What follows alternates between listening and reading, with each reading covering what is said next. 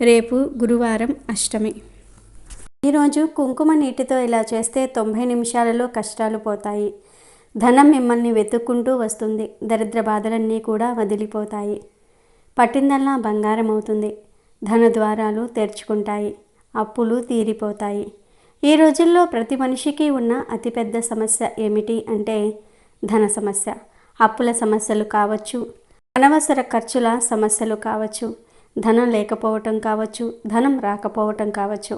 ఇలా ధనానికి సంబంధించిన ఎటువంటి కష్టాలు ఉన్నా పోతాయి.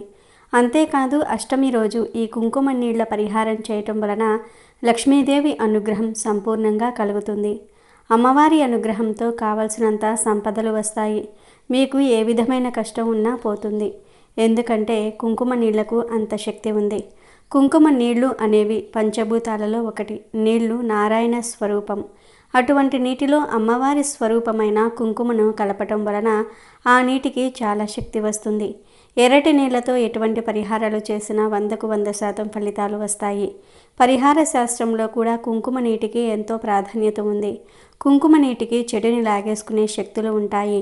అందుకే దిష్టి తీయడానికి కుంకుమ నీటిని వాడుతారు. ఎన్ని బాధలు ఉన్నా, ఎన్ని కష్టాలు ఉన్నా, ఎన్ని సమస్యలు ఉన్నా చక్కగా అష్టమి రోజున కుంకుమ నీటితో ఒక పరిహారం చేసుకుంటే చాలు, 90 నిమిషాలలో ఫలితం వస్తుంది. వద్దన్న ధనం వస్తూనే ఉంటుంది. ధన సమస్యలన్నీ కూడా పోతాయి అని శాస్త్రాలు చెప్తూ ఉన్నాయి. ఇంతకీ అష్టమి రోజున కుంకుమ నీటితో ఏం చేయాలి అనే విషయాన్ని ఇప్పుడు మనం ఈ వీడియోలో వివరంగా తెలుసుకుందాం.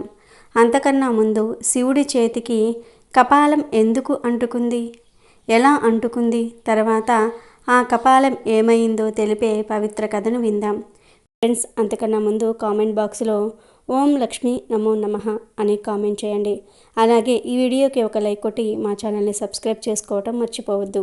శివపార్వతుల వివాహం జరిపిస్తున్నప్పుడు బ్రహ్మ పంచముఖుడు. కానీ శివపార్వతుల వివాహంలో బ్రహ్మ 4 ముఖాలతో మంత్రోచ్చారణ చేస్తున్నాడు. ఆయన ఊర్ధవ ముఖం పార్వతీదేవి సౌందర్యానికి మొహవశమై అటువైపుగా చూస్తూ ఉండిపోయింది. అది గ్రహించిన పరమశివుడికి ఆగ్రహం వచ్చింది. బ్రహ్మకు బుద్ధి చెప్పాలని చెయ్యి చాచి ఒక దెబ్బ వేశాడు. పరమేశ్వరుడి చేతి దెబ్బ అంటే సామాన్యమైనది కాదు కదా. దాని ప్రభావానికి బ్రహ్మ ఊర్ధవ ముఖం ఊడి వచ్చేసింది. కానీ అది కింద పడలేదు. శివుడి అరచేతికి అతుక్కుపోయింది. ఎంత వదిలించినా అది ఆయన చేతిని వదలలేదు. క్రమక్రమంగా ఎండి చివరికి అది కపాలంగా మారిపోయింది. బ్రహ్మ అపరాధం చేశాడు. దానికి శివుడు శిక్ష విధించాల్సి వచ్చింది. అయితే అది సరాసరి బ్రహ్మహత్యా పాతకంగా పరిణమించి ఆ పాపం అంతటి మహాశివుడికి అంటింది. జగత్ప్రభువు అయిన అంతటి తపశ్శాలికి కూడా ఆ పాపఫలం తప్పలేదు. అప్పుడు శివుడు దేవతలందరినీ పిలిచి నిస్సంకోచంగా జరిగిందంతా కూడా వారికి చెప్పి తన పాపానికి ప్రాయశ్చిత్త మార్గం ఏమిటో సూచించమని అడిగాడు. దానికి దేవతలు, దేవాదిదేవ, నీకు తెలియని ధర్మం లేదు. ఈ జగత్తును నడిపిస్తున్న వాడివి, శాసించగలిగిన వాడివి నీవే. అయినా మా మీద కృపతో ఒక సలహా ఇవ్వమని కోరావు కనుక మా మేధస్సు పరిమితికి తోచింది చెప్తూ ఉన్నాము. ఈ కపాలాన్నే భిక్షపాత్రగా భావించి ఇంటింటికి తిరుగుతూ ప్రతిచోట నీ పాపం చెప్పుకొని భిక్షమడుగుతూ వెళ్ళు. కాలానికి ఆ కపాలం రాలిపోవచ్చును అని చెప్పారు దేవతలు. పరమశివుడికి కూడా ఇది ఉచితం అనిపించింది. దాంతో శివుడు భిక్షువుగా మారి ముల్లోకాలు తిరుగుచూ మళ్ళీ తన వివాహం జరిగిన చోటికే చేరాడు. హిమాలయ పర్వతాలలోనే కేదారేశ్వరుడిగా అవతరించి అక్కడే ఉన్నాడు. ఈ విషయం తెలిసి సంతసించిన శివుని మామ అయిన హిమవంతుడు ఆ ప్రాంతంలోని శిఖరాలను, నదులను శివుడికి కానుకగా ఇచ్చేశాడు. అది తెలుసుకున్న నారాయణుడు శివుడి వద్దకు వచ్చి, పరమశివ, నీ ఆధీనంలో ఇన్ని శిఖరాలు ఉన్నాయి కదా, ఈ బద్రీవనంలో ఉన్న శిఖరాన్ని నాకు కానుకగా ఇవ్వవా అని అడిగాడు. నారాయణుడు అంతటివాడు అడిగితే శివుడు తాను ఎలా ఇవ్వకుండా ఉండగలడు? పరమ సంతోషంతో ఆ శిఖరాన్ని ఇచ్చేశాడు శివుడు. అప్పట్నుండి శ్రీమన్నారాయణుడు బద్రీనారాయణుడై అక్కడ వెలిశాడు. ఆ తరువాత శివుడు ఆయన దగ్గరకే భిక్షకు బయలుదేరాడు. ఆ సంగతిని విష్ణుమూర్తి ఇట్టే గ్రహించాడు. పరమశివుడే నా దగ్గరికి భిక్షకు వస్తున్నాడు. వాస్తవానికి ఇది ఆయన ఇల్లే. తన ఇంటికే ఆయన భిక్షకు వస్తున్నాడు అంటే అది ఆ మహాయోగి వైరాగ్యానికి పరాకాష్ట. అద్భుత సన్నివేశాన్ని జగద్విధం చెయ్యాలి. ఇది వాస్తవానికి శివక్షేత్రం. ఇందులో విష్ణువును అయిన నేను ఉన్నాను. ఇక్కడికి శివుడు బ్రహ్మ కపాల సహితుడై వస్తున్నాడు. చిరకాల శివహస్త స్పర్శ వల్ల దానిలోని దుర్భవనలు అన్నీ కూడా నశించిపోయాయి. ఇప్పుడది పరమ పవిత్రం. దాన్ని ఇక్కడే సుస్థిరం చేయాలి. దానికి తోడు విష్ణు శక్తి శివశక్తి ఇక్కడ కలిసి ఉన్నాయి అని భావిస్తూ విష్ణువు శివుడికి ఎదురేగి ఆయన కపాలంలో భిక్ష వేయబోయాడు. అయితే ఆ కపాలం కాస్త ఊడి కింద పడిపోయి శిలామయ శివలింగ రూపంగా మారిపోయింది. అప్పటి నుండి బదిరీ నారాయణుడి సన్నిధిలో ఉన్న శివలింగ రూపధారి అయిన బ్రహ్మ కపాలం మహాక్షేత్రమైంది. తమ పితృదేవతలను పునరావృత రహిత్య శాశ్వత బ్రహ్మలోకానికి పంపించుకునే వారికి రాజమార్గమైంది. బ్రహ్మ కపాలం బద్రీనాథ్లో ఉంది. ఈ బ్రహ్మ కపాలం దగ్గర పితృదేవతలకు శ్రాద్ధకర్మ నిర్వర్తిస్తే వారికి స్వర్గలోక ప్రాప్తి కలుగుతుందని విశ్వాసం. ఇక వీడియోలోకి వస్తే అష్టమి తిథి అనేది చాలా గొప్ప తిథి. ఈరోజు కొన్ని నియమాలు పాటించాలి. ఈరోజు ములక్కాడ కూరను తినకూడదు. అష్టమి రోజు ములక్కాడ కూర తింటే లేనిపోని కష్టాలు వస్తాయి. లక్ష్మీదేవి అనుగ్రహం తగ్గిపోతుంది. అసలు మంచిది కాదు. కనుక అష్టమి రోజు ఎవ్వరూ కూడా ములక్కాడ కూరను తినవద్దు. ఏ రూపంలో కూడా ములక్కాడను తినవద్దు. అలాగే అష్టమి రోజు రాత్రి చీకటి పడిన తర్వాత బయటకు రావద్దు. తెలియక అష్టమి రోజు దిష్టి వస్తువులను తొక్కవద్దు.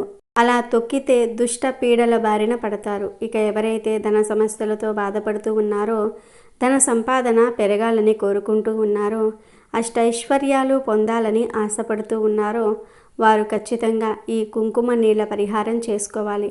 ఏమీ లేదు, ఈ అష్టమి రోజు చక్కగా చీకటి పడిన తర్వాత ఒక గాజు గ్లాసు తీసుకోండి. ఈ పరిహారాన్ని కేవలం సాయంత్రం 6 దాటిన తర్వాత మాత్రమే చేయాలి. పగటిపూట చేయకూడదు. ముందు గాజు గ్లాసును తీసుకోండి. దానిలో 1 స్పూన్ అంతా ఎర్రటి కుంకుమ నీళ్లను కలపండి. అంటే ముందే 1/2 గ్లాసు నీళ్లు తీసుకొని ఆ నీటిలో 1 స్పూన్ కుంకుమను వేయండి. కుంకుమ మరియు నీళ్లు అనేవి చాలా మంచి కాంబినేషన్. ఈ రెండు కలిస్తే మంచి శక్తి ఉత్పన్నమవుతుంది. కుంకుమ నీళ్లకు మన కష్టాలను తీసేసే శక్తి ఉంది. నెగిటివ్ ఎనర్జీని తొలగించి పాజిటివ్ ఎనర్జీని పెంచే శక్తి ఉంది. మన జీవితాలను మార్చేసే శక్తులు ఉన్నాయి. మన సుడిని తిప్పేసే శక్తులు ఉన్నాయి. కనుక కుంకుమ నీళ్లు రెడీ చేసుకోండి. తర్వాత ఈ కుంకుమ నీళ్ళల్లో 1/2 స్పూన్ అంతా జీలకర్రను కూడా వేయండి. ఎందుకంటే జీలకర్ర కూడా ఎన్నో శక్తులను కలిగి ఉంది. జీలకర్ర అంటే లక్ష్మీదేవికి ఎంతో ఇష్టం. జీలకర్రకు మన జాతకాలను మార్చేసే శక్తులు ఉన్నాయి. జాతక దోషాలను తొలగించే శక్తులు ఉన్నాయి. కనుక జీలకర్రను వేయండి. చివరిలో 1 లవంగాన్ని మరియు 1 తులసి ఆకును ఈ నీటిలో వేయండి. ఎందుకంటే లవంగం మరియు తులసి అనేవి చాలా శక్తివంతమైన పదార్థాలు. తులసిలో మంచి ఆయుర్వేదిక గుణాలు ఉంటాయి. లవంగం చెడును తొలగించేస్తుంది. ఈ రెండింటిని కుంకుమ నీళ్ళల్లో వేయటం వల్ల ఇంట్లో ఎవరికైనా అనారోగ్య సమస్యలు ఉంటే పోతాయి. కనుక కుంకుమ నీటిలో ఇవన్నీ వేయండి. తర్వాత ఈ కుంకుమ నీటిని మీ ఇంటి బయటకు తెచ్చి ఎవరైతే పరిహారం చేస్తారో వారు ఈ కుంకుమ నీటిని తల చుట్టూ తిప్పుకోండి. అంటే దిష్టి తీసినట్లుగా 3 సార్లు సవ్య దిశలో 3 సార్లు అపసవ్య దిశలో తిప్పండి. ఆ తర్వాత ఇక ఈ కుంకుమ నీళ్లు గ్లాసును అక్కడే గుమ్మం దగ్గర పెట్టి వదిలివేయండి. అంతే. ఇక ఆ నీటిని కదపవద్దు. మళ్ళీ మరునాడు ఈ గ్లాసును తీసి దానిలోని నీటిని, జీలకర్రను, లవంగాన్ని, తులసి ఆకును అన్నిటినీ కూడా తీసుకుని వెళ్ళి మీకు ఇంటి దగ్గరలో ఏదైనా ఒక డ్రైనేజ్ ఉంటే దానిలో పడేయండి. లేదంటే ఈ నీటిని తీసుకుని వెళ్ళి ఏదైనా ఒక పిచ్చి చెట్టు మొదట్లో పడేయండి. చాలు. ఇలా ఈ చిన్న పరిహారం చేయటం వలన ధన సమస్యలు పోతాయి. విపరీత ధనలాభం కలుగుతుంది. రావాల్సిన ధనం వస్తుంది. ధన ద్వారాలు తెరుచుకుంటాయి. 90 నిమిషాల్లో అంటే గంటన్నరలో ఫలితాలు వస్తాయి. మీ కష్టాలు పోతాయి. కష్టాల నుండి బయటపడే మార్గాలు తెలుస్తాయి. ధనపరంగా ఉండే సమస్యలన్నీ కూడా పోతాయి. ధనమే మిమ్మల్ని వెతుక్కుంటూ వస్తుంది. కనుక ప్రతి ఒక్కరూ కూడా అష్టమి కలిసి వచ్చిన రోజున కుంకుమ నీటితో ఈ పరిహారం చేయండి. అద్భుతమైన ఫలితాలను పొంది ఆనందంగా సంతోషంగా జీవించండి. రేపు మీరు రాత్రి 6:18 నుండి 7:37 మధ్యలో ఉప్పుతో రహస్యంగా ఇలా చేస్తే చాలు. తెల్లవారేసరికి మీ జాతకం మారిపోతుంది. మీ కష్టాలన్నీ కూడా పోయి మీ ఇంట్లోకి డబ్బు వస్తూనే ఉంటుంది. మీరు కుబేరులైపోతారని చెప్పటంలో ఏమాత్రం కూడా సందేహం లేదు. లక్ష్మీదేవి మీ ఇంట్లో తిష్ట వేసుకుని మరీ కూర్చుంటుంది. అంత శక్తివంతమైనది ఈ ఉప్పు పరిహారం. ఉప్పు సాక్షాత్తు లక్ష్మీదేవి యొక్క రూపం అన్నమాట. ఉప్పు అంటే లక్ష్మీదేవికి చాలా ఇష్టం. రేపు మీరు రాత్రి 6:18 నుండి 7:37 మధ్యలో ఉప్పుతో ఈ పరిహారం గనుక మీరు చేసుకున్నట్లయితే మీ సుడి తిరిగి మీకు లక్షలు కాదు కోట్లు వచ్చి పడతాయి. అంతేకాకుండా ఆ లక్ష్మీదేవి తల్లి యొక్క అనుగ్రహం అనేది పూర్తిగా మీ మీద, మీ కుటుంబం మీద ఉండి మీరు సంతోషంగా ఉండడానికి, డబ్బు పరంగా మంచిగా ఎదగడానికి ఈ పరిహారం అనేది చాలా చాలా అద్భుతమైనటువంటి ఫలితాన్ని ఇస్తుంది. అష్టమి తిథికి సరి సమానమైనటువంటి పరిహారం ఏదైనా ఉంది అని అంటే అది ఉప్పు పరిహారం అని చెప్పేసి మనకు పరిహార శాస్త్రాల్లోనే చెప్పటం జరిగింది. కాబట్టి చక్కగా ఈ ఉప్పు పరిహారం చేసుకోండి. మరి ఇంతకీ అష్టమి రోజు ఉప్పుతో ఏం చేయాలి అనే విషయాన్ని ఇప్పుడు మనం ఈ వీడియోలో వివరంగా తెలుసుకుందాము. ఇక వీడియోలోకి వస్తే అష్టమి చాలా పవిత్రమైనటువంటి తిథి. అష్టమి అంటే సాక్షాత్తు అమ్మవారికి ఇష్టమైనటువంటి రోజు. అంటే అష్టమి రోజున ప్రత్యేకంగా అమ్మవారికి పూజలు చేసుకుంటూ ఉంటారు. అష్టమికి సరి సమానమైనటువంటి పరిహారము ఈ ఉప్పు పరిహారం అన్నమాట. ఉప్పు గురించి మనం ఎంత మాట్లాడుకున్నా కూడా తక్కువే. ఎందుకంటే ఉప్పు సాక్షాత్తు లక్ష్మీదేవి స్వరూపం. ఉప్పు చెడును తీసేసి మనకు మంచిని తెచ్చిపెడుతుంది. మన సమస్యలకు పరిష్కారాన్ని తెచ్చిపెడుతుంది. మనకు ఉన్నటువంటి కష్టాన్ని తీసేసి మన జీవితంలో ఇబ్బందులను తొలగించడానికి ఈ ఉప్పు అనేది చాలా చాలా శక్తివంతంగా పనిచేస్తుందన్నమాట. ఉప్పు లక్ష్మీదేవి రూపం. అంటే మనకు ఉప్పు ఎక్కడి నుంచి తయారవుతుంది? సముద్ర గర్భం నుంచి మనకు ఉప్పు అనేది వస్తుంది. మరి సముద్రం అంటే లక్ష్మీదేవికి పుట్టినిల్లు కదా. అలాంటి సముద్రం నుంచి మనకు ఉప్పు అనేది వస్తుంది. కాబట్టి అంత పవిత్రమైనటువంటి అతీంద్రియ శక్తులతో కూడుకుని ఉంటుందన్నమాట. లక్ష్మీదేవి పుట్టినిల్లుగా చెప్పుకోవచ్చు సముద్రాన్ని. అలాంటి సముద్రంలో నుంచి పుట్టినటువంటి ఈ ఉప్పుతో ఈ పరిహారం అష్టమి రోజున చేయటం వలన మీ సుడి తిరిగి మీరు పట్టిందల్లా కూడా బంగారం అవుతుందని చెప్పేసి మనకు పరిహార శాస్త్రంలో పెద్ద పెద్ద మహానుభావులు చెప్పడం జరిగింది. అసలు ఏం చేయాలి అంటే ఇక్కడ చూసుకున్నట్లుగా ఒక బౌల్లో రాళ్ళ ఉప్పును తీసుకోండి. ఎడమ చేత్తో ఒక పిడికెడు తీసుకొని బౌల్లో వేసి దాని మీద చిటికెడు కుంకుమ వేసేసి 7 లవంగాలు దాని మీద పెట్టేయండి. ఆ లవంగాలకు పువ్వు అనేది ఉండాలి. అంటే మొగ్గ అనేది గెల్లకుండా ఉండాలన్నమాట. ఇలా పెట్టేసి మీరు ఏం చేస్తారంటే ఆ బౌల్ని మీ ఇంట్లో ప్రతి రూము కూడా చూపించండి. ఆ బౌల్ని తీసుకుని వెళ్ళి వంటగది, బెడ్రూము, హాలు ఇట్లా ఇంటి చుట్టూతా మొత్తం కూడా ఆ బౌల్తో తిప్పేయండి. తిప్పేసేటప్పుడు మీరు మనసులో ఇలా అనుకోండి, మా ఇంట్లో ఉన్నటువంటి చెడు పోవాలి. అమ్మ లక్ష్మీదేవి నువ్వు తిష్ట వేసుకుని మా ఇంట్లో ఉండాలి. సంపాదన పరంగా మాకు బాగా కలిసి రావాలి. మా భార్యాభర్తల మధ్య అన్యోన్యత ఉండాలి. అప్పులు తీరాలి. మాకు మనశ్శాంతి కావాలి. మంచి ఆరోగ్యం కావాలి. మంచి సంపాదన కావాలి అని చెప్పేసి చక్కగా ఆ బౌల్ పట్టుకొని మీరు ఇల్లంతా కూడా తిప్పేసేసి మీ ఇంట్లో ఎవరూ తిరగని చోట ఒక మూల ఉంటుంది కదా, అది ఈశాన్య మూల అవ్వవచ్చు, లేదా ఎవరు వెళ్ళని చోట ఒక మూల ఉంటుంది కదా, ఆ మూలల్లో ఈ బౌల్ని పెట్టేసేయండి. ఉప్పు, లవంగాలు, కుంకుమ వేసినటువంటి ఆ బౌల్ని పెట్టేసేయండి. కుంకుమ ఏంటంటే ఎరుపు రంగులో ఉంటుంది కాబట్టి చెడును తీసేయడానికి చాలా శక్తివంతంగా పనిచేస్తుంది. లవంగాలు లక్ష్మీదేవి రూపాలు. లవంగాలు అంటే లక్ష్మీదేవికి చాలా ఇష్టమైనవి. లవంగాలు మన జీవితంలో ఉన్నటువంటి కష్టాలను, సమస్యలను తీసేసి మనకు మంచిగా కలిసి రావడానికి లవంగాలు పరిహార శాస్త్రంలో ది బెస్ట్ అని చెప్పేసి మనకు పరిహార శాస్త్రంలో పెద్ద పెద్ద మహానుభావులు చెప్పడం అనేది జరిగింది. ఈ లవంగాలు మనం ఈ పరిహారానికి 7 తీసుకోండి. తీసేసుకొని చక్కగా అవన్నీ అక్కడ పెట్టేసి ఇక రాత్రి మొత్తం అదే మూలన ఉంచేయండి. ఇక మీరు ఎవరూ దాన్ని పట్టుకోవద్దు.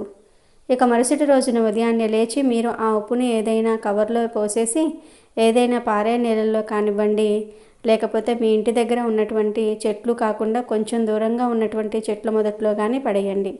ఇలా చేయటం వల్ల ఇంట్లోని కష్టాలన్నీ కూడా పోతాయి. ప్రశాంతంగా ఉండటం, డబ్బు చేతికి అందటము, డబ్బు పరంగా బాగా కలిసి రావటము, ఉప్పు ఉన్నా కూడా తీరిపోవటము, ఇలాంటివన్నీ కూడా మార్పులు మీరే చూస్తారు.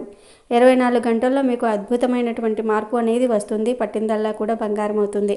సంపాదన కూడా బాగా కలిసి వస్తుంది. లక్ష్మీదేవి అమ్మవారి యొక్క అనుగ్రహం పూర్తిగా మీ మీద ఉండి లక్ష్మీదేవి తల్లి మీ ఇంట్లో తిష్ట వేసుకుని కూర్చుంటుంది.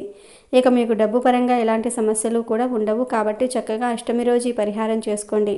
అద్భుతమైన ఫలితాలను పొంది ఆనందంగా జీవించండి.